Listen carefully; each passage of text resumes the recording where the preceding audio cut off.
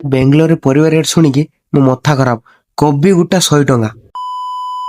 तो हेलो सांग मैंने जय जगन्नाथ बेंगलोर आउ गोटे नुआ मिनी ब्लॉग को आपको स्वागत करछि।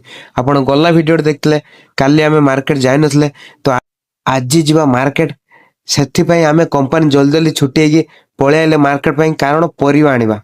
तुम मैंने सब जानी बाहर जीवन केत कष्ट तो सब निजे करते पड़ो से आम डेरी नक आम दिज चलने मार्केटिंग पाई जाऊ जाऊ आम देखले कि रास्ता कड़ गोटे बुढ़ी माउसी एत बड़ शीतर आ फुल बिकुचु। मु मन मन भावुए एत बड़ काकर उपरे छपर नाई तथापि से बसिक फुल बिकुचंती।